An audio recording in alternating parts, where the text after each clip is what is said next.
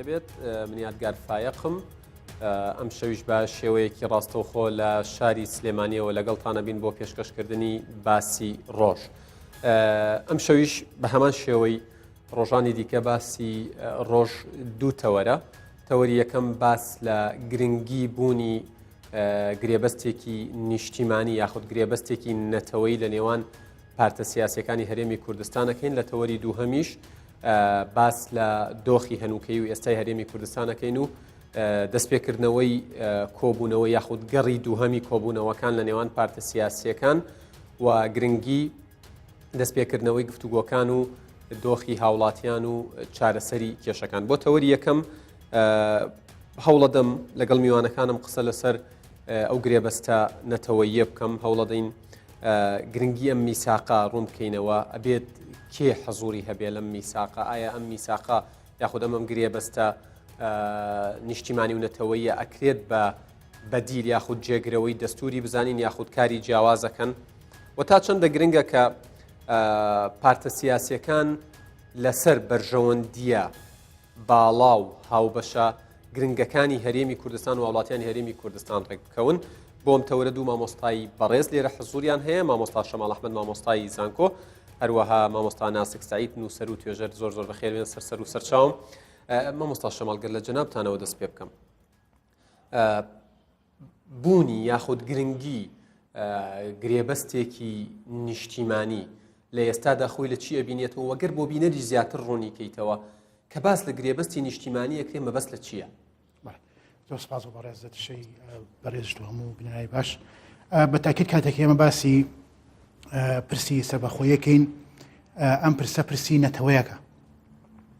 پرسی نەتەوەیەکە کە بە درێژایی مێژوی خۆی هەوڵیاوە و تێکۆشاوە بۆی کە بێتە خاوەنی کیانێکی سیاسی تایبەت بەخۆی و وەتیایە وەکو سەرجەم گەلانی ئەم ناوچەیە و گەلانی هەموو دنیا خاوەنی ئاڵای خۆی بێت، خاوەنی ناسنامە و شناسی خۆی بێت، خاوەنی ڕێگەزنامەی خۆی بێت، خاوەنی سوود جوغرافی تایبەت بەخۆی بێت. ئەمە هیچ گومانێکی تیان نییە کە نەتەوەی کورد لەم ناوچەیەدا و هەموو جیهانیش لەو بڕوایەدام کە ئەگەبێت و ئەم پرسە بخەینە ناو پرسێکی نێودەوڵەتیەوە گومان لەوەیان نییە کە ئانی مافی ئەوەی هەیە خاوەنی دەوڵەتێکی سربەخۆی خۆی بێ کە تایە حەز بە کیان وجودی خۆی بکات و هەر وەکو سەرجەم نەتەوەکانی دیکەی ئەم دنیاە خاوەنی دەنگی خۆی بێ، خاوەنی ڕەنگی خۆی بێ لەسەر کایە نێودەوڵەتیەکان. بەڵام ئێمە کاتێک کە باسی ئەم بابەتە ئەکەین ئەبێ ئەومان لەبیر نەچێت کە ئێمە لە بەردەم قۆناغێکی گواستنەوەیداین. ئەم قۆناغە گواستنەوەیە سەرەتاکەی بەم بارودۆخە سیاسی و ئابووری و کۆمەڵایەتی و کولتوری ئێستامان دەست پێەکە و کۆتایەکەشی بەچی کۆتایی دێت بە پێکهێنانی کە ئومێدەوارم وایە بە پێکهێنانی دەوڵەتێکی سربەخۆیە بۆ کوردوەتە لێمە لە قۆناغێکی گواستنەوە داین. عەفو بکەین زەمینە سازیەکان بۆ ئەم دەوڵەتە یاخود بۆ سربەخۆیی بەڕای جەنابتان ینی بوونی ئەم میساقە یاخود ئەم گرێبەستە نیشتیمانیە ئەکرێ وەکو یەکێک لە زەمینە سازیەکان سەیری بکەین؟ بەتاکید. بۆچی؟ چونکە ئەگەر ئێمە سەیری مێژووی کۆمەڵگاکانی سەرگۆیزەی بکەین هەر لە دێر زەمان و هەتاوەکو ئێستا هەموو ئەو میلەتانی کە بەم قۆناغی ئێمە تێپەڕیون پێشتر پێویستیان بە یەکدەنگی هەیە، پێویستیان بە یەکڕا هەیە لەسەر بابەتێکی دیاریکراوە. ئێمە ئێستا لە کوردستانە بە حکمی ئەو بارودۆخە سیاسی و ئابووری و کۆمەڵایەتی کە لە هەرێمی کوردستانە هەیە یەکدەنگ نین. ئەبێ لەگەڵ خۆمانە واقعی بین، بەڕاستێکی بۆی کێشەکانمان چارەسەرکەین، بۆی بزانین نەخۆشەکانمان چییە، ئەبێ لەگەڵ خۆمان ڕاستگۆ بین. ئێمە لە هەرێمی کوردستانە یەکدەنگ نین. بەڵێ کاتێک کە باسی سەربەخۆیی سیاسی ئەکرێت بۆ هەرێمی کوردستان واتە کاتێک کە باسی دامەزراین دەوڵەتێکی سەربەخۆ ئەکرێ سەرجەم لایەنە سیاسیەکان خۆیان لەوە نایەن کە بڵێن ئێمە کێشەمان هەر لەگەڵ سەربەخۆییە، مشکلیان نییە، بەڵام ترس لە دوای پرۆسی سەربەخۆییە. بۆ یەکدەنگ نین. ئەم ترسێکی دروستە یاخود ترسێکە منطقی نییە و لە جێگەی خۆی نییە؟ ناترسێکی دروستە، چونکە ئەگەر ئێمە لە پێشاتەکانی دواتر نەترسی ناتوان هەنگای بۆ بنین واتە بە شێوازێکی تر بۆ جەنابەتی ڕوونکەمەوانێ ئێمە بۆ ئەوی بەرچاومان ڕوون بێ ئەبێن نقاط بخینە سەر حروف وەکو عەرەبەکانڵێن ئەبێ بزانین چیمانەوێ. ئێمە من کاتێک کە باسی میثاقی نیشتیمانی ئەەکەم مەبەستمان ئەوەیە کە سەرجەم لایەنە سیاسیەکان لەسەر کۆمەڵێک ڕێ بکەون. یەکی لەو خاوەنێک لە سێ ڕێەکەون. هەرێمی کوردستان مەبەستمان پێی کوێیە؟ جەناب ملاحەزەی ئەوە کردووە کە ئێستا لە هەرێمی کوردستانە دوو ڕێی جیاواز هەیە. دوو ڕێی جیاوازی ڕێیەکمان هەیە کە پێی وایە هەرێمی کوردستان بەرەو سەربەخۆی هەنگاو بنێ ڕێیەکی تریشمان هەیە پێی وایە کە هەرێمی کوردستان لەم بارودۆخی ئێستای خۆیان بێنێتەوە و پەیوەندیەکانی لەگەڵ حکوومەتی ناوەندە چاک بکاتوانێت کاتە ئێمە ئەبێ بزانین مەبەستمان لە سەربەخۆیی چییە لە چیا ڕێبێتوانێت لە ناو میساقێکی نیشتیمانیە کە هەمومان تایە ڕێبکەوین بەسەر جەملایەنە سیاسەکان و پێی هاتە جیاوازەکانی هەرێمی کوردستان سەبارەت بە سەربەخۆی ئەمە خاڵ یەکەم خاڵی دووەم لە ناو میساقی نیشتیمانیە بەڕاستەکەی جۆری سیستەمی سیاسی توانین دیاری بکەیت ئێمە لە هەرێمی کوردستان لەم کاتی ئێستایە کێشەمان هەیە لەسەر شێوازی سیستەمی سیاسی چ شێوازێکمان هەیە لە سیستەمی سیاسی سەرۆکایەتیە پەرلەمانی تیا جێگیر بکری هەست ناکەیە بێ بە نیمچە دەستورێک نه عفو بکە ئەنی نابێ بە بەدیلی دەستور کە تۆ شێوازی حکومڕانی تیا جێگا بکەیتەوە زۆر شتی تری تیا جێگا بکەیتەوە بۆچی چونکە میثاق ئەتوانین بڵین بنەمایەکە بە دەستور جەناب ملاحەزە کرد دەبێت هەر نمونە بۆ جەناب تێنمونە لەسەر وڵاتانی کە میثاقیان نووسیوەتەوانێ میثاقی شەرەفیان پێوتوان میثاقی نیشتیمانیان پێوتووە لبنان یەکێکە لە وڵاتانی کە میثاقێکی وەتەنی نووسیوەتەوانێت لە ساڵ 1940 دوای لە اتفاقی طایفە جایتر ئەم میثاقە ئەپدێت کراوەتەوانێ تایە بە ئاشکرا باسیەوە کراوە کە سیستەمی سیاسی لە لبنانە بە چ شێوازێکە و پێک هاتە جیاوازەکانی ناو لبنان چییە سەرۆکایەتی کۆمار وەرەگرێ کێ سەرۆکاتی ئەنجومەنی وەزیرا وەرەگرێ ئەنجومەنی نێران لە چەند کەس پێگێت چۆن هەموو ئەم بۆدەکارانی تایە وە جێگای دەسووری نەگرتوتەوانێ لە دوای ئەوە دەسووری لبنانی جارێکی تر نووسراوەتەوانێ ئەردەن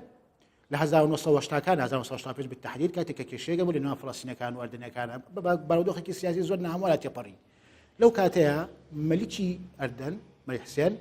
هەستا کۆمەڵێک کەسی مختصی دانا بۆ جارێکی تر نووسینەوەی میثاقێک کە لە کاتێکا ئەردەن لە دێر زەمانەوە دەسووری هەبووە هەمان فرە ڕەنگی و فرە دەنگی و فرە حزبی لەوێش بوونی هەبوو ئەو نمونانەی کە هێناتەوە بەڵێ ئێمە تەعامل لەگەڵ واقعی کوردستان بکەین لە هەرێمی کوردستان خۆتە زانی ینی 5 پارتی سیاسیمان هەیە کە حزوریان هەیە لە ناو حکوومەتە و لە ناو کایە سیاسیەکانە سەرڕای تێبینی و ئەو دۆخەی کە ڕوویداوە پارتی سیاسی دیکەشمان هەیە ینی ئەمانە ڕەنگە ئەگەر دوو حزبیان یەک دەنگ بن زۆر سیر بێت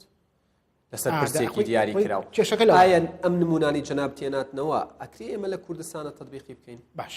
ئێمە یەک مشکلەمان هەیە لە کوردستانە ئەوش ئەوەیە کە تەنها بەستەرن تەنها لە ڕوانگەی 5 حیزبە سەرەکیەکەوە سەیری بارودۆخی هەرێمی کوردستانەکەین ینی ئەمە بە قەناعەتی من هەڵەیە چونکە لە هەرێمی کوردستانە بە معلوماتی جەنابە ئێمە باسی سەربەخۆیەکەین لە ناو سەربەخۆیە ئێمە باسی سلێمانی و هەولێر و دوهۆک و هەڵەبجە و ئێداری ڕاپەڕین و گەرمیان و کەرکووکیشەکەین لە ناو کەرکووکە بەڕاستەکە ئێمە عەرەبمان هەیە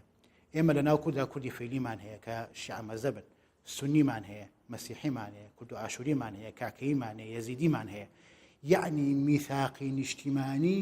بەڕای من پێویستە ئەوەندە فراوان بێ کە سەرجەم ئەو پێکاتە جیاوازانە بگرێتە خۆی سوپاس بێگومان من دێمەوەلا سوپاس دەکەم ناسک خان لە فەیسبوکەکەی خۆت یەکێک لە پۆستەکان کە کردوتە باسی کتێبی ژیانی منی گۆڵدەمایەرەکەی لەوێ ئاماژەت بەوە داوە کە دەوڵەت دروستکردن هەروە ئاسان نییە و قوربانی ئەوێ و زۆر شتی ئەوێ کە ڕەنگە تاکی کورد و بەرپرسانی کوردیش ترکیان پێ نەکردبێ دۆخی ئێمە لە ئێستادا دۆخێکە وەکو مامۆستا ئاماژەی پێدا کە ئەبێت ئێمە گرێبەستێکی نیشتیمانی و یاخودەوەی بە عەرەبی پێوڵن میساقی شەرەفە میساقی وەتەنیە هەر ناوێک هەڵەگرێ لە ئێستادا لایەنەکان کۆک بن لەسەری و وردە وردە هەنگاو بنین یاخود بەم دۆخی ئێستاوە باسکردن لەسەر بەخۆیی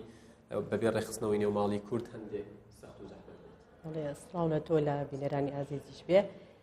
بێگومان کاتێک کە ئێمە باز لە دروستبوونی دەوڵەتی سەربەخۆی کوردیەکەین هەموو هەنگاوانی کە دەدرێت بۆ دەوڵەت کارێکی هەروە ئاسان نییە پێویستی بە قوربانیدان هەیە ئێمە لە ئێستادا لە هەرێمی کوردستان ئەو بارودۆخی کە هەمانە بارودۆخێکی ئەتوانم بڵێم وردە وردە بەرەو ئاڵۆزی چوو بوو بەڵام خۆشبەختانە جارێکی تر کۆبوونەوەی پارتە سیاسیەکان و کۆبوونەوە لەسەر مێزێکی گفتوگۆ وای کردووە کە ئومێدێک و هیوای بۆ خەڵکی کوردستان ئەمە هەتا ئێرە بەڵام دروست بوونی دەوڵەتی کوردی لە ئێستادا دەبێ پێویستی بۆ قوربانیدانە هەیە کە هەرێک لە تاکانی کۆمەڵگە بەڕاستی وای لێ هاتووە زۆر جار کە گوێمان لە دەنگی ناڕزایی خەڵکە بێ لە سەرجاردا ئەڵێت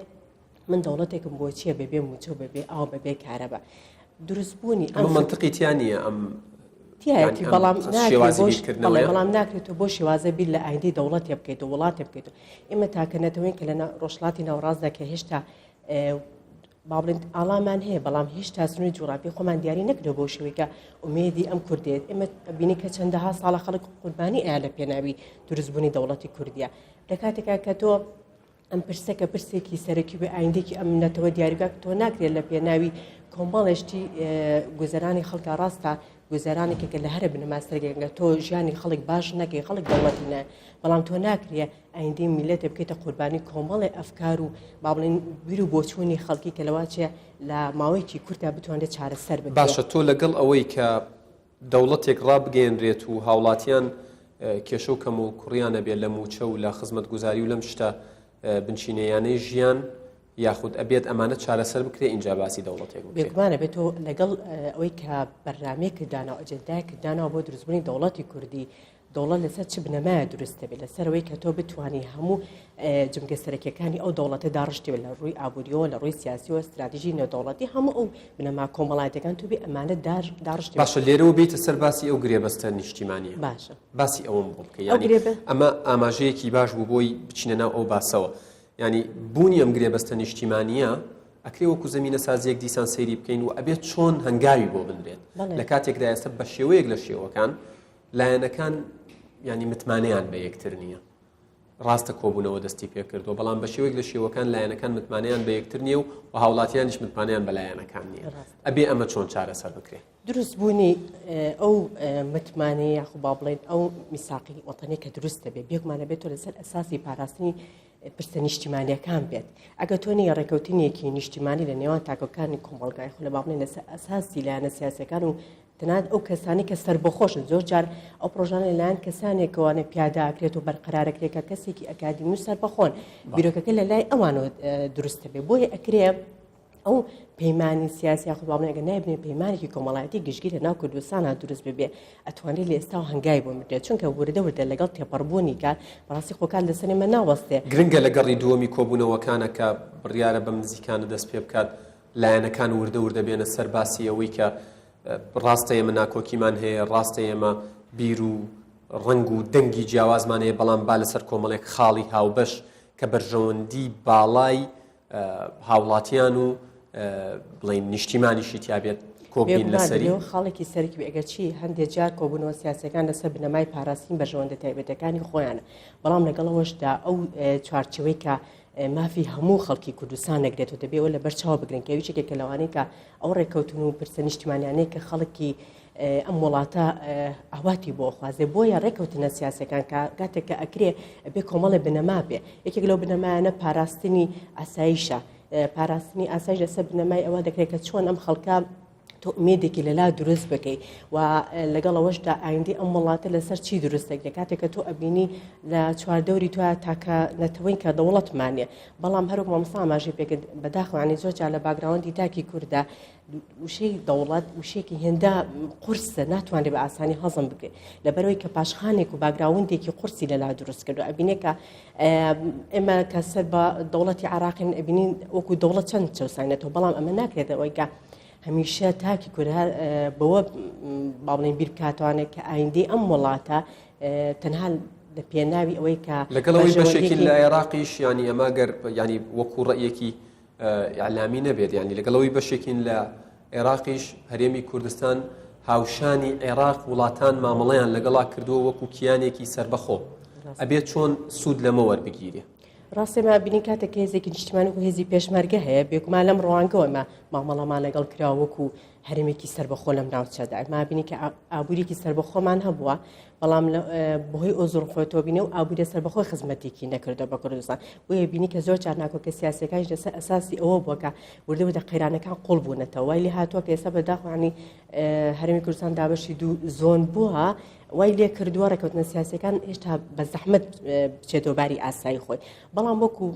بەڕست داماژت پێک بەرژەوەندی باڵای خەڵک دەبێت لەسەر هەموو بەرژەوەندەکان بێ جارێکی ترەوەکە جارێکی تریش خەڵک بتوانە بە پارتە سیاسیەکان بەڵێ هەروکە بکاتەوە. ئەگەر کاتێک ئەولانە سیاسیانە توانیان متمانە ناخواانە دروست بکەن لەسەر و ئەجندایە کە خۆیان پیانە کۆبوونی لەسەرەکەن ئەمە وا ئەکات متمانە لای خەڵک دروستکە بێکمان ئێستا متمانە بوون لای خەڵک ئەوەیەکە باروگوزەرانی باشتر بکەیت بتوانانی لە کاتی خۆیان موچەی پێبێت ئەمە وا کات کە ئیتر وردە وردەبارەکە بەرەو ئاسایی بچێتەوە هەرچەند ڕاستن لەوانەیە ئێمە وەکو بارودۆخی ناو کوردستان بەرەو ئاسایی بوونەوە بچێ بەڵام وەکو چواردەوری هەرێمی کوردستان هێشتا بارودۆخەکە ئاسایی نییە بۆیە ئەکرێت زیاتر لایەنە سیاسیەکان سەرکردە سیاسیەکان ورتر بن لەسەر ئەو تەوەرە و زیاتر کاری بکات. مامۆستا شەماڵ خۆتان نەزانن دەستور پەیمانێکی یاخود گرێبەستێکی نیشتیمانی و سیاسی و کۆمەڵایەتیە. ئایا ئەم وەکو مامۆستاوتی ئەم پەیمانە یاخود ئەم گرێبەستە نیشتیمانیە ئەکرێت ئەو بەرژەوەندیە باڵایانە کە تایبەت بێت بە گەل و بە نیشتیمانی شتیا جێ بکرێتەوە ئەبێت چی بن؟ من بڕوام وایە کە ئەو میثاقە وەتەنی کە باس ئەکرێ و ئێستا ینی وردە وردە خەریکە لایەنە سیاسیەکان لەسەر ئەو بابەتە ینی گەرمە بن و قسە باسی لەسەرەکەن میثاقێکە کە تایە هەموو تاکیشی کورد بەرژەوەندەکانی خۆی تیابینەتەوانێ چونکە ئێمە غەڵەتە ئەگە بڵێن دەوڵەتێ دروستکەین بەبێ بەدیهێنانی بەرژەوەندی تاکانی خۆمەڵکە کاکە خەڵکی دەوڵەتی ناوێ ئەگەر تایە هەست بە خۆشگوزەرانی نەکە. ئەمە لە ئەوراقی فدرالیە کە سێ کەس لە ویلایەتە یەکگرتووەکانی ئەمریکا نووسیوانەتەوانێ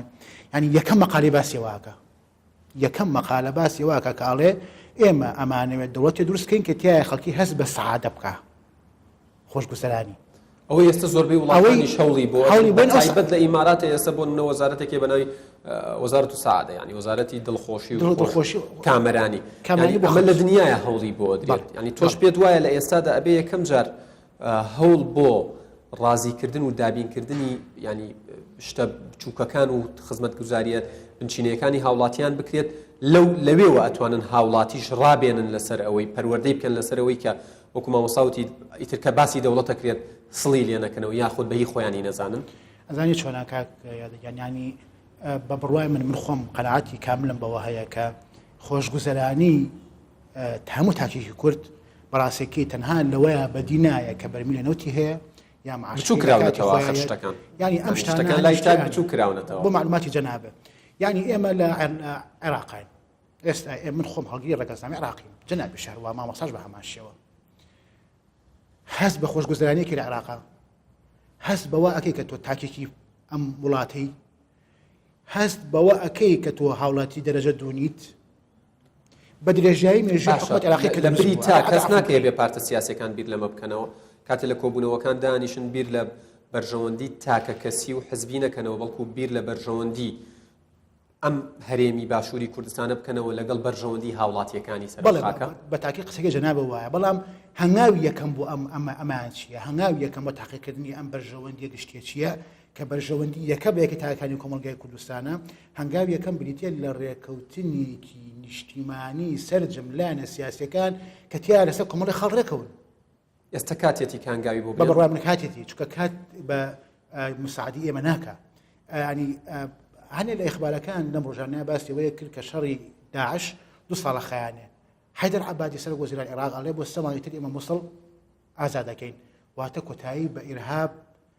نە کۆتاییەکە تەواتی پێێنین بەڵام بە تەواتی لە پەلوپۆیەکەن پەڕەکانی لیەکەنەوانێ نینۆشیەکەن دەی ئەمە کەواتە پێویستی بەوەیە کە کورد بکێتە خۆی لە ماوەی سێمانەکە ئەگەر هیچ نەبێ باستێ نەبێ باشەش بێ ئەبێ بکرێتە خۆی بۆی کە بزانێ کیانی خۆی بخوێنێتەوانێ من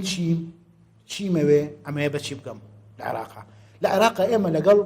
عێراقا بە دەستورێک بە عێراق و بەسلاوین کە ئێمە خۆمان لە 2003 بە پێی دیباژەی سەرەتای دەستوری عێراقی هەموو گەلەکانی عێراق ڕێکەوتونە سەر دەستور بەشداریش کورد بەشدار بووە لە نووسینی دەستورەکەش بە بەڵێش دەنگمان پێیە بە دەستور بەڵام ئەم دەستورە هەر لە دوای 2006ەوە باز لە تعدیلێ کرێ باز جارێکی تر باز لە دەسەڵاتی حکومەتی مرکزی ئەکرێ جارێکی تر کورد تایە بەرژەوەندەکانی خۆی نابینێتەوانێ بۆ نمونە تۆڵی ئێستا لە ئێستایە عێراق بە تایبەت عێراقی دوای مووسڵ و داعش کورد جێگەیەکی نییە بۆیە بێ خۆی خەمی خۆی بخوا من ئەڵێم کورد ناڵێم کورد جێگەیەکی نییە بەڵام ئەڵێم کورد ئەگەر بەم هەنگاوانێ بەم هەنگاوە خاوەی ئێستای خۆی بڕوە لە داهاتووە لە عێراقا جێگای نابێتەوانی زۆر سپاس مامۆستا ناسخان گەر هەر لە کۆتا قسەی مامۆستاوە دەست پێ بکەین ینی ئەڵێ کورد بەم هەنگاوە خاوانەی ئێستای بڕوە لە عێراقت جێگەی نابێتەوە کەواتە تا چەندە گرنگە لە ئێستادا لایەنەکان درک بەوە بکەن کە بە شێوەیەک لە شێوەکان مێژوو ڕەوڕەوەی مێژوو نەچاوەڕێیان نەکات نەڕەحمیان پێکە وڵاتیانی هەرێمی کوردستانی وەکو مامۆستا ئاماژەی پێدات وڵاتێکیانەوێ کە تایە دڵخۆش بن وڵاتێکیان ناوێت کە لەسەر پشتی ئەوان دروست بکرێت و تایە برسی بن ئەبێت لایەنەکان ئێستا چی بکەن ئەبێت چۆن بیر بکەنەوە بڵێ لایەنەکان دەبێت کار بۆ ئەوە بکەن کاتێک کە ئەوان بڕیارە دەن جارێکی ترسە مێزی گفتوگۆ کۆ ببنەوە ئەبێ بزانن لەسەر چی کۆ ببنەوە چێ بابەتێکە کە ئەمانی کۆکردەوە کۆبوونەوە نەبێت لە پێناو کۆبوونەوە ڕاستە ئێمە بینی ڕاستە چەندجار کۆبوونەوە کرا لە دوای هیچ ئەنجامێکی باش نەبوو و بێ ئەوان لە دوای ئازادکردنی مووسڵ ئەو کارتێکە بەدەستیانەوەیە کارتێکی بەهێز بێ لە بەرامبەر هەم عراق دواتش لە بەرامبەر ئاستینە دەوڵەتی چونکە ئەگەر هات و کورد لەم لە دوای ئازادکردنی مووسڵ کارتێکی لاوازی بەدەستەوە بوو ئەو کات ناتوانێت جارێکی تر ئەو هەلو فرسەتی کە هەی بۆ جارێکی درستی بکاتەوە بۆ ئەو کاتێکی بەهێز بوونی هەیە بە تێڕوانینی تۆ هێندەی کارتی پێشمەرگە لە ئێستادا بەهێز بێ بۆ دوای ئەوە ڕاستە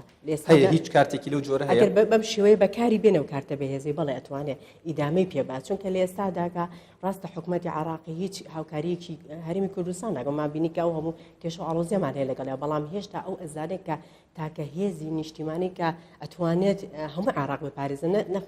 تەنها هەرمی کوردستان هێزی پێشمەرگێ بۆیە ئەگەر بێت و ئەم کارتە بەکار بێنە لەسەر ئاستینە دەوڵەتی و بتوانن پەیوەندیە دەوڵەتەکان بەهێز بکەن و نیشانی کۆمەڵگەنە دەوڵەتی بن کە بەڕاستی کوردستان نەتوانێت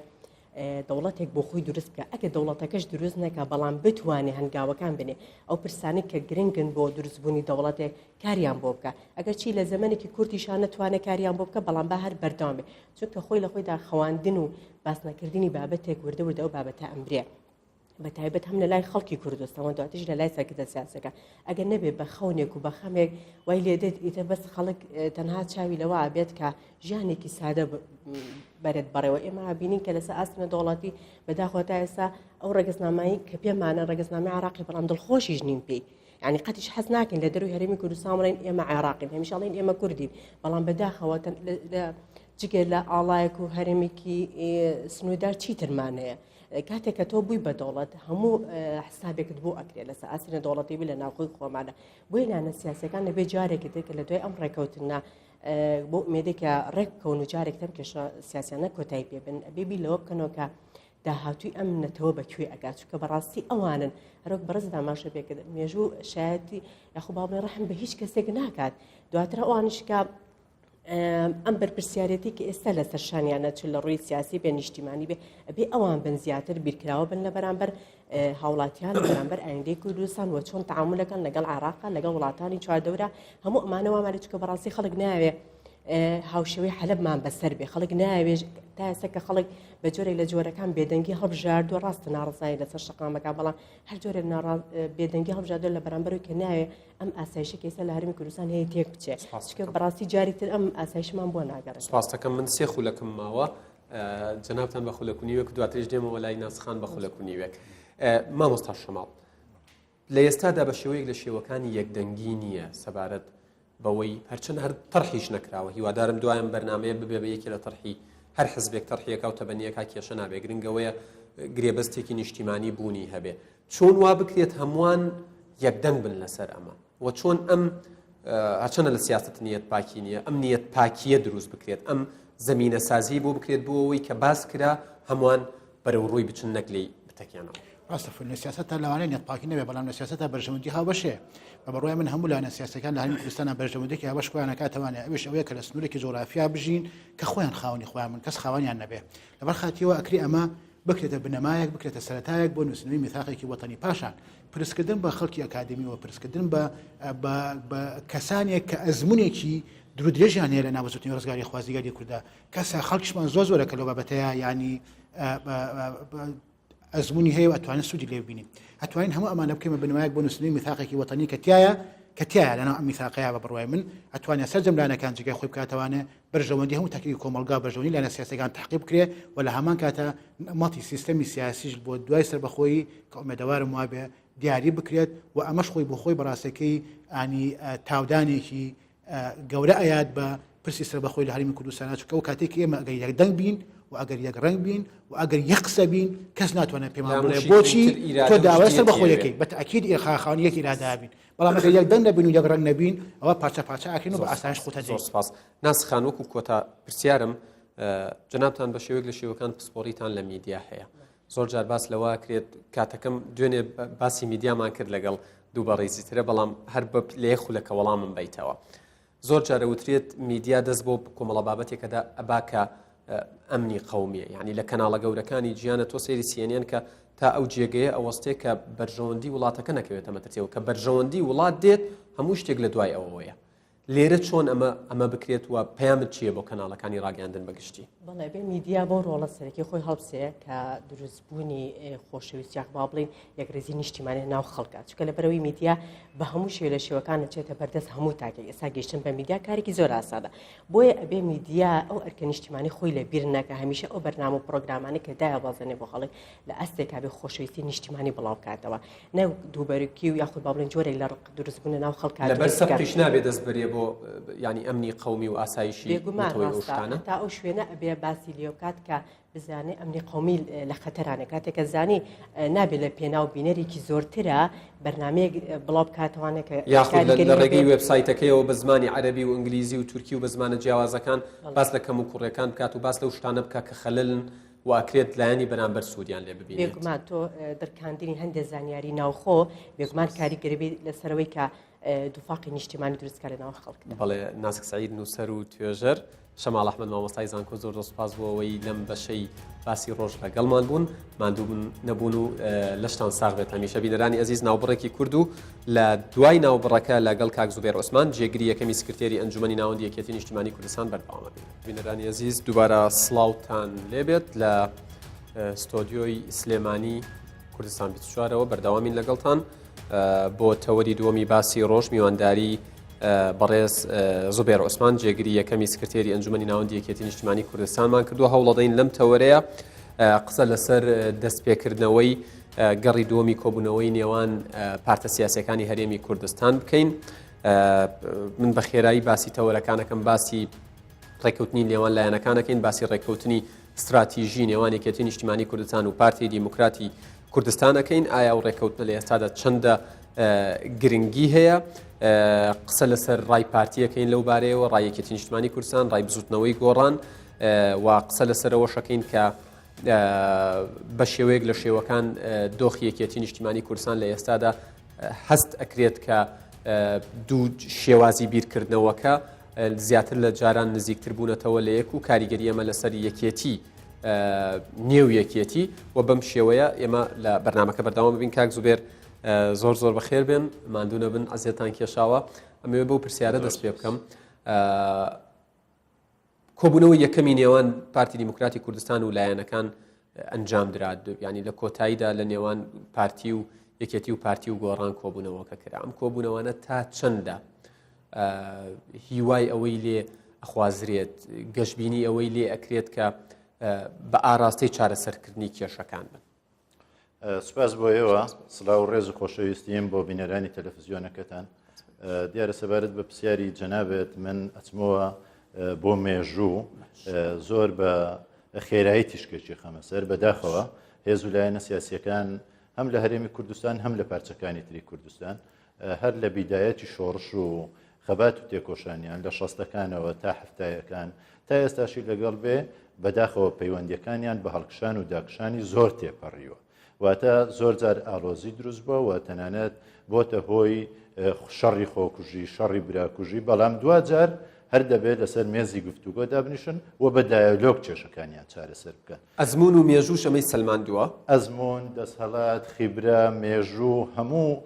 ئەوانەی پارت و لایەنە سیاسیەکان هەیەە پێویستە بیکەن بە دەستکەلایەک بۆی لە دەوری ڕێکەوتنێک لە دەوری نەخشە ڕێگایەک لە دەوری پرۆژەیەک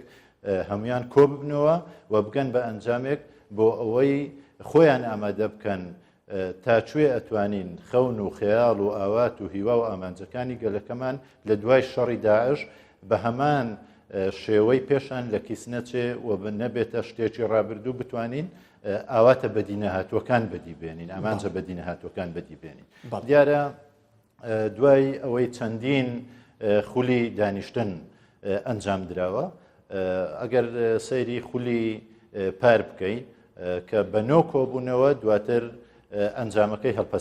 هەڵپەساردنی کۆبوونەوەکان بوو کە لە ناوەڕاستی مانجی حوتی 2015 تا نۆی دەی 2015 بەنۆ کۆبوونەوە دەستی پێکرد بەداخەوە نەیانتوانی بگەنە دایلۆکێکی بەرپرسانە و بتوانن لە پێناو مافەنەتەوەی و نیشتیمانیەکان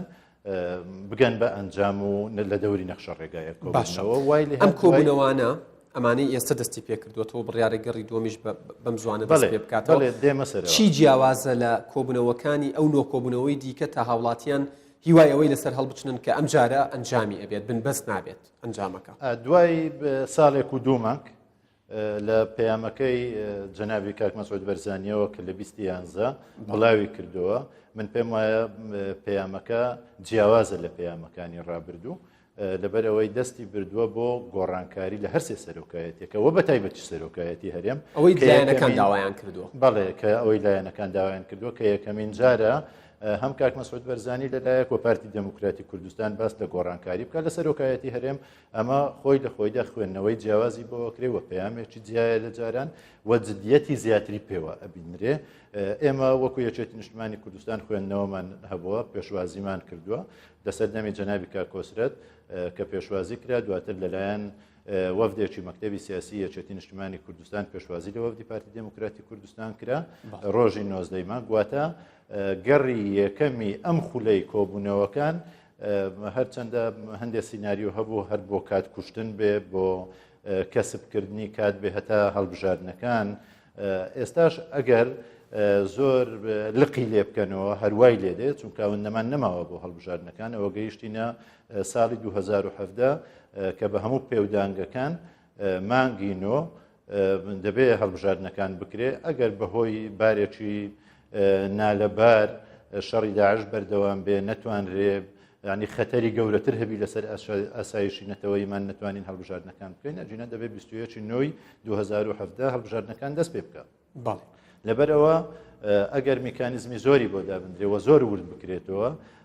کاتەکە ئەڕوا بۆ سەردەمی هەڵبژاردنەکان و ناتوانرێ ئەو پەیامە جێبەجێ بکرێ بەڵام ئەگەر مەبەستیان بێ جددی بن هێز و لایەنە سیاسی سەرەکیەکە بوونی هەیە ئەو مەبەستە ئەو ئیرادەیە بوونی هەیە هێندەیەوە تێبینیتان کردبێ وەکو وتم ئێمە هەست بە جیاوازی ئەەکەین لەگەڵ ڕابردوو لەبەرەوەی دەست براوە بۆ گۆڕانکاری لە هەرسێ سەرۆکایەتیەکە بێ متمانەیەکی زۆر لە ناو هێز و لایەنە سیاسیەکان دروست بووە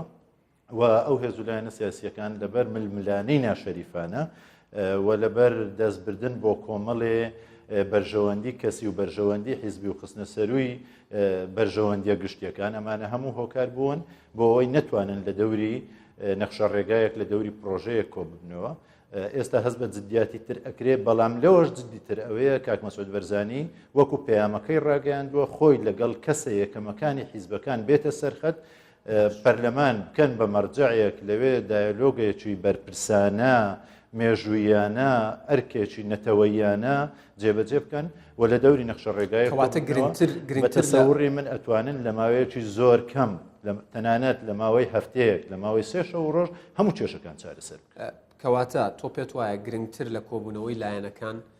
کۆبوونەوەی دانیشتنی کەسی یەکەمی پارتە سیاسیەکانە لەسەر مێزێک بۆەوەی لە دەستی یەکەوە بڕیار لەسەر چارەسەرکردنی کێشەکان بدرێت ئاسانتر ئەبێت بە دڵنیاییەوە ئێمە تەجروبەی یەکجار زۆرمان هەیە وەکو وتم چەندین خولی کۆبوونەوەکان لە نێوان وەفدی مەکتەبی سیاسی لایەنە سیاسیەکان دەستی پێکردووە و بە بنبەست گەیشتەوە و هەڵپەسێراوە و دۆخەکە بەستەڵکەکان نەتواونەتەوە چاقبەستووی زیاتر قەیرانی زیاتر دەوری هەرێمی گرتووە ئێستا ئەمێنێتەوە سەرەوەی کەسی یەکەمە کانی حیزبە سیاسیە کاریگەرەکان حیزب و لایەنە سیاسیە یەکەمەکانی هەرێمی کوردستان بە یەکەوە دابنیشن و بتوانن ئەو دەرچەیەی کە پێویستە بۆ ئەم قۆناغە بدۆزرێتەوە و ئەو نەخشە ڕێگایی کە پێویستە کاری لەسەر بکرێت بۆ ئەم قۆناغە ئەوەش لە پەیامەکەی کاک مەسعود بەرزانیەوە دەست پێ بکرێت بۆ نەخشە ڕێگایەکانی یەکێتی باشەکەواتە جەنابتان ڕاتان وایە چۆن کاک مەسعود بەرزانی پەیامەکەی یاخود دەست پێشخەری مبادەرەکەی ڕاگەیاندووە و لای ئەوەوە دیسانەوە پارتە سیاسیەکان لە دوای پەیامەکەی ئەوەوە پارتە سیاسیەکان توانیویانە دیسانەوە دابنیشنەوە دوای 6 مانگ و دوای ساڵێک ئەبێت دەست پێشخەری دوو هەمیش لەلایەن کاک مەسعود بەرزانیەوە بکرێت بۆ ئەوەی بەرەو چارەسەرکردنی کێشەکان بڕۆین. ناکات مەسعود بەرزانی پەیامەکەی خۆی بڵاو کردوتەوە ئەو ئەرکی خۆی جێبەجێ کردووە. بەڵێ مەکتەبی سیاسی بەڵێ بەس لە قۆناغی یەکەم قۆناغی تری بەدووە منیش باسی مەبەستم ئەوەیان بوو. بەڵێ بە دڵنیایی قۆناغی تری بەدووە دێ مەکتەبی سیاسی پارتی دموکراتی کوردستان لێژنەیەکی پێکێنا لە دوای 2011 و 28 یەکەم کۆبوونەوەکانیان لەگەڵ یەکگرتو و لەگەڵ لایەنە تورکمانیەکان دەست پێ کرد دوا کۆبوونەوەکەیان 19 مانگ بوو بەیانەکەی لەگەڵ مەکتەبی سیاسی یەکێتی و دوای نیوەڕۆیەکە لەگەڵ بزوتنەوەی گۆڕان کۆبوونەوەکانیان کرد و ئارامیەکی باش تێگەیشتن دروست بوو بۆ ئەوەی هەمویان بگەنە ڕێکەوتن و بتوانن ئەو نیگەرانی ئەو بێمتمانەیە تا ئاستێک بجێڕنەوە کە کۆبوونەوەی تری بەدواوە باشە پارتی دیموکراتی کوردستان بەرپرسانی پارتی دیموکراتی کوردستان ڕایان گەیاند کە ئەوان دەست پێشخەریەکەی کاک مەسعود بەرزانی بە پرۆژەی خۆیان نەزانن. ئێستا ڕاتوانیە کە تۆپە سیاسیەکە لە گۆڕەپانی پارتە سیاسیەکانی دیکە بێت هەرێک لە یەکێتی و گۆڕان و یەکگرت و کۆمەڵ بە دیاری کراوی. ئەوەی من لە ڕاگەیانەکانی پارتی دموکراتی کوردستان بیستمە کۆبوونەوەیەکی مەکتەبی سیاسی لەو ماوەیە ئەکرێ بە سەرۆکایەتی کاک مەسعود و ئامادەبوونی هەموو هەڤاڵانی مەکتەبی سیاسیان و لێژنەکەیان پرۆژەیەک ئامادەکە لە ئەنجامی یان با بڵێن لە ژێر ڕۆشنایی پەیامەکەی کاک مەسعود بەرزانی و لە ئەنجامی زنجیرە دیدارەکەیان لەگەڵ هێز و لایەنە سیاسیەکانی تر بە تایبەتی لەگەڵ یەکێتی و لەگەڵ بزوتنەوەی گۆڕان ئەمە پێشنیارەکانی هێز و لایەنە سیاسیەکان سەرنجەکانیان تێبینەکانیان پرۆژەکانیان داخوازیەکانیان هەمووی کۆ ئەکرێتەوە بۆ ئەوەی پرۆژەیەکی مەسئولانە بێتە ئاراوە بکرێتە چەقی گفتوگۆ بۆ ئەوەی بتوانرێ بکرێتە نەخشە ڕێگە بۆم. بەڵێ ئەمە سەبارەت بە کۆبوونەوەی لایەنەکان و گرنگی کۆبوونەوەیان و گرنگی تەدەخول و دەستێوەردانی کەسی یەکەمی پارتە سیاسیەکان لە یەکێک لە لێدوانەکاندا ئاماژەت بە ڕێکەوتنی استراتیژی نێوان یەکێتی نیشتیمانی کوردستان و پارتی دیموکراتی کوردستان کردووە. ئەگەر هەڵە نەبم و بتوانم بە وەکو خۆی بیگوێزمەوە ئاماژەت بەوە داوە ئەم ڕێکەوتنە لەلایەن هەرێک لە جەنابی مام جەلال و جەنابی کاک مەسعود بارزانیەوە ئیمزاکراوە واژۆی لەسەر کراوە تەنها ئەوانی شەتوانن هەڵی وەشێننەوە. ئەم ڕێکەوتنە لە نێوان یەکێتی و پارتی لە ئێستادا لە ئەرزی واقع بوونی ماوە. دیارە من پێویستە کەمێک لەسەر ڕێکەوتنەکە قسە بکەم چونکە بە دیاریکراوی جەنابێت مقابلەیەکی من باسەکەی کە فعلا وام وتووە. بەڵێ ئەم ڕێکەوتنە استراتیجیە کە لە نێوان یەکێتی و پارتی لە 27 لە سەردەستی هەردوو بەڕێزان جەنابی مام جەلال و کاک مەسعود بەرزانی واژۆکرا و ئەو ڕێکەوتنە بۆ ئەو کات بۆ قۆناغی سیاسی ئەو کات زۆر گرنگ بوو کاریگەری بۆ ئێستاش ماوە بڵێ بۆ ئێستاش ماوە و نەک من پێم وایە هەر یەکێتی نیشتیمانی کوردستان پێی وایە کەس ناتوانێت ئەم ڕێکەوتنە هەڵبۆشێنێتەوە لەبەرەوەی جەنابی کەواتە ئەو ڕێیە لا بەلایەنەی ئەدرێ لەسەر ڕێکەوتنەکە نەماوە و کۆتایی چەڵبۆتەوە ئەمە ڕێی یەکێتی ئەمە ڕێی یەکێتی نیە ڕێی یەکێتی پێی وایە ئەم ڕێکەوتنە پێویستە دەستی پێوە بگیرێ ئەم دوو هێزی کاریگەر گەورە قورسایی یەکجار زۆر گەورەیان هەیە لە گۆڕەپانی هەرێمی کوردستان و بەیەکەوە پێویستە چۆن لە حکومڕانی هاوبەشی ئەکەن لە شەڕی دژ بە تیرۆر هاوبەشی ئەکەن لە پاراستنی سەر و ماڵی خەڵک هاوبەشی ئەکەن ڕێکەوتنامە استراتیجیەکەیان ماوە بەڵام پێویستیان بە بنچینەی پەیوەندی نوێی قۆناغی نوێی سیاسی هەیە. پێشەوەی بچینە سەر ئەوەیان من دیسانەوە پەیوەستی یەکەمەوە بە دۆخی وڵاتیانی هەرێمی کوردستانەوە باشتر بوون و زیاتر نزیک بوونەوە و کۆکتربوونی یاخود بوونی خاڵی هاوبەشی زیاتر لە نێوان یەکێتی و پارتی وا ئەکات دۆخی هاوڵاتیانی هەرێمی کوردستانیش بە شێوەیەک لە شێوەکان لە ئەنجامی ڕێکەوتنی ئەم دوو لایەنە باشتریش بێت. ئێمە وەکو خۆمان نەخشە ڕێگایەکمان ڕاگەیان بە دیاریکراوی ئەنجومەنی ناون مەبەستە نەخێر یەکێتی نیشتیمانی کوردستان نەکەن ئەنجومەنی ناون ئەنجومەنی ناون پرۆژەیەکی هەبووە بۆ کێشە ناوخۆییەکانی یەکێتی ئەوە جیایە لەوەی پەیوەندی هەبێ بە هەرێمی کوردستان و بە دۆخی ئابووری و دۆخی گوزەرانی خەڵکی کوردستان و فەرمانبەران و هەموو ئەوەی لە نەخشە ڕێگایە کە ڕوون کراوەتەوە کە چۆن ڕێکەوتنامەی استراتیجی کاتی خۆی دابش کرابوو بەسەر 8 تەوەر تەوەری تیوری سیاسی لایەنی حکومڕانی لایەنی پەرلەمانی لایەنی هەماهەنگی سیاسەتی دیبلۆماسی پەیوەندیەکانی دەرەوە هەموو ئەو شتانە زۆر بە وردی باسکرا بوو هەماهەنگی چاودێریکردن تێپەڕانی دۆخی قۆناغی شەڕی براکوژی ئاساییکردنەوەی بارودۆخەکە کە ئێستا بەشێک لەم تەوەرانە با بڵێن بڕگە و مادەکانی بەسەر چووە پێویستە یەکێتی و پارتی دووبارە دابنیشنەوە لە چۆنیانی هەر لە لێدوانێکی ترتاڵی پێویستە پەیوەندیەکانی یەکێتی لەگەڵ پارتی پێداچوونەوەی پێدا بکرێت بەپێی بارودۆخی ئێستا دابڕێژرێتەوە و پتەو بکرێت چۆن دابڕێژرێت بۆ ئەو مەبەستە ئەوەی پەیوەندی هەیە بە دۆخی گوزەرانی خەڵک ئەوەی پەیوەندی هەیە بە ئیقتصاد ئەوەی پەیوەندی هەیە بە حکومڕانی چ پەرلەمان چ سەرۆکایەتی هەرێم چ حکوومەت چ پەیوەندیەکانی هەردوو لایەنەکە و تێڕوانینیان بۆ دیبلۆماسیەتی کورد بۆ پەیوەندیەکانی دەرەوە لەو نەخشە ڕێگایە کە یەکێتی نیشتیمانی کوردستان لە مانجی 2016 ڕایگەیان نەخشە ڕێگای یەکەمیان بریتی بوو لە ڕێکەوتنامەی سیاسی لەگەڵ بزوتنەوەی گۆڕان نەخشە ڕێگای دووەمیان بریتی بوو لە بنچینەی پەیوەندی نوێی سیاسی بۆ ئەو قۆناغی سیاسی یەکێتی نیشتیمانی کوردستان و پارتی دموکراتی کەواتە ئاساییە یەکێتی نیشتیمانی کوردستان لەلایەک ڕێکەوتنێکی لەگەڵ گۆڕان هەبێت لەلایەکی دیکە ڕێکەوتنێکی استراتیژی لەگەڵ پارتی هەبێت بەمەرجێک لە ینی ڕێکەوتنەکان لەسەر حسابی خەڵک نەبن لە پێناوی خەڵک بن بەڵێ ئێمە هەر ڕێکەوتنێکمان لەگەڵ گۆڕان نیە هەر ڕێکەوتنێکمان لەگەڵ پارتی نییە ئێمە ڕێکەوتنێکی ئیداریمان لەگەڵ گۆڕان هەیە کە لە نۆی 2014 واژۆ کرایە و زۆرینەی لێ جێبەجێکراوە ڕێکەوتنێکی سیاسیشمان لەگەڵ بزوتنەوەی گۆڕان هەیە کە لە هەفتەی 5 2016 واژۆ کرا لە مەراسیمێکی شکۆدار و گەورە کە زۆرینەی کەوادیری هەردوو لایەن لە گران میلیۆنیۆم بەشداریمان کرد و اتفاقەکە بڵاو کرایەوە کە ئەمەش ڕێکەوتنێکی زۆر گرنگ و چارەنووسسازە بۆ ئەمڕۆی هەرێمی کوردستان بە تایبەتی کاتەکە استیغلال بکەم بۆی پرسیاری دیکەم بیبەستمەوە بە نەخشە ڕێگایەکە ئەمەی لەگەڵ پارتی دموکراتی کوردستانی زگەر لە ڕێکەوتنامەی استراتیجی ئێمە لە حکومڕانیش بە یەکەوە هاوبەشین و نەخشە ڕێگاشمان هەیە هەرچەند بزوتنەوەی گۆڕان لە مانگی 4 وڵامی نەخشە ڕێگایەکەی یەکێتی داوە تا ئێستاش پارتی دموکراتی کوردستان وڵامی نەداوەتەوە گوایە چەند تێبینیەکیان لەسەر هەیە ئەکرێ ئەم تێبینیانە بە نەزەری اعتیبار وەربگیرێ و ئەم پرۆژەیە دوا بڕیاری یەکێتی نییە ئەکرێ دانوستانی لەسەر بکرێ و گفتوگۆ تێر و تەسەڵ و بەرپرسانەی زیاتری لەسەر بکرێ بگونجێنرێ لەگەڵ ڕای پارتی چیە لەو بارەیەوە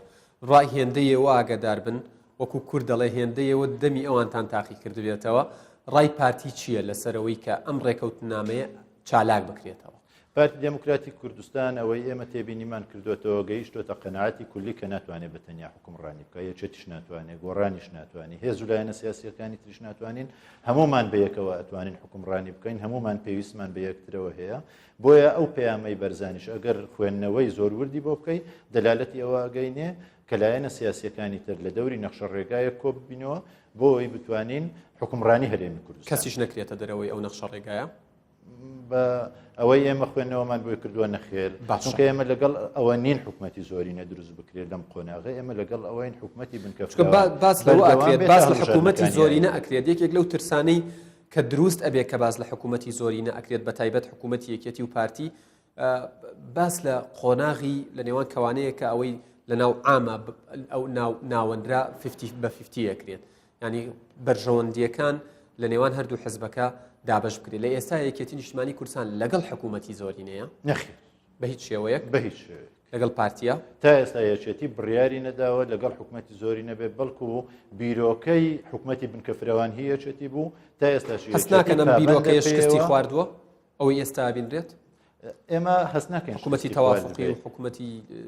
بنکەفراوان نەخێر هەرێمی کوردستان لە ژێر چەتری حکومەتی بنکەفراوان و لە ژێر چەتری تەوافق بوو بەداخەوە تەوافقەکە وتت تەوافق بوو بەڕابردوو قسەت لەسەر کرد با باسی ئێستا بکەین بڵێ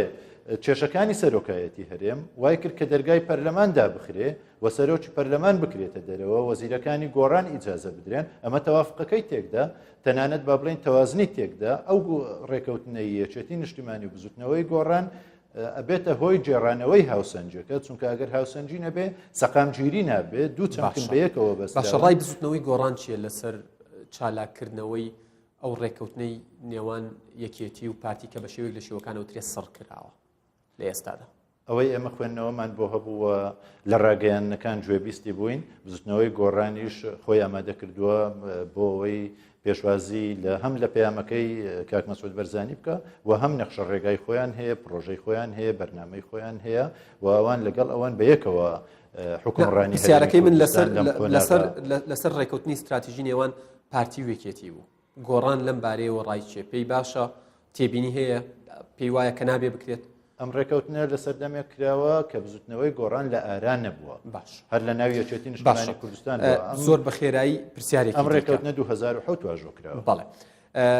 قسەیەک لەسەرەوە کرێت کە لەلایەن یەکێتیەوە بە گۆڕان و ترابێت یان یەکگرتنەوە یاخود کۆتایی هێنان بە ڕێکەوتن ئەمە تا چەندە وایە من شتیوام نەبیستووە ئێمە ڕێکەوتنامەی سیاسیمان هەیە ڕێکەوتنامەی ئیداریمان هەیە جاریوا هەیە دەنگۆ ئەبیسترێ لەلایەن بەشێک لە کادیری یەکێتی کە بەشێکی کەمە یان بەشێک لە کادیری گۆڕان کە ئەوانیش بەشێکی کەمن گوایە ڕێکەوتنامەکە سڕکراوە کۆتایی پێهێنراوە ئەمە ئەسڵ ئەساسیە بگرە زۆرینەی کەوادیرەکانی بزوتنەوەی گۆڕان و یەکێتی نیشتیمانی لەگەڵ ئەوان کار بکرێ بە قۆناغ لەسەر ڕێکەوتنامە تەنانەت تا یەکگرتنەوە بەڵام یەکگرتنەوە ئەمڕۆنا ئەمە پێویستی بە کۆنگرە هەیە پێویستی بە بڕیاری گرنگ هەیە پێویستی بە بڕیاری ئەنجومەنی سەرکردایەتی و ئۆرگانە پەیوەندیدارەکانی حیزبەوە هەیە پێویستی بە بڕیاری کەوادیرە ئەساسیەکان هەیە کۆتا پرسیارم لە چەند ڕۆژی ڕابردوودا لە تۆڕە کۆمەڵایەتیەکانەوە بینرا کە ئەو دوو ئاراستەی لە ناوێکێتی نیشتیمانی کوردستان بوونی هەیە ئەوەی پێوترێت باڵی ناوەندی بڕیار و باڵی زۆرینەی مەکتەبی سیاسی پێکەوە بینران لە دوو جێگەی جیاوازیەک لە قەرەداغ لاوایی شێخ مستەفا جارەکەی تریش پێم وابێ لە دەباشان پێکەوە بینران ئایا زۆر بە کورتی وەڵامم بیتەوە نزیک بوونەوە هەیە لە نێوان ئەم دوو ئاراستەی بیرکردنەوەیە کە وایان لێبێت وەکو یەکتەن مامەڵە لەگەڵێکێتیا بکەن و یەک دەنگ و یەک ڕەنگیانە بێ وەک جاران ئەمە لەلایەک کێشەیەکی ناوخۆی یەکێتی نیشتیمانی کوردستانە واتە ئێمە یەک ئاراستە یەک سیاست لەژێر یەک چەتر یەک ئاڵا ڕوبەڕووی هەر قۆناغێک بە چاک بە خراپ ئەبینەوە ڕای جیاوازمان نییە بۆ حکومڕانی کێشەیەکی ناوخۆیە بەڵام ئارامیەکی باش لە نێوان ئەم دوولایەنە دروست بووە و تەسەوڕی من وایە ئەگەین بە چارەسەر بەڵێ کاک زوبێر عوسمان جێگیری یەکەمی سکرتێری ئەنجومەنی ناوەندی یەکێتی نیشتیمانی کوردستان سوپاس بۆ ئامادەبوونت لێرە سوپاس بۆ کاتێک کە بە ئێمە و بە بینەرانت بەخشی ماندوو نەبن هەربژین بینەرانی ئەزیزم لە ماوەی ڕابردوودا ئاگاتان لێبوو ئێمە دوو تەوەرمان هەبوو ڕێزی یادگار فایق و تەواوی مستافە جوانە لە شاری سلێمانی و لە شاری هەولێر قبول بکەن تا بەرنامەیەکی دیکە بەخواتان ئەسپێرم و ماڵتان هەمیشە و هەردەماوەدان بێت.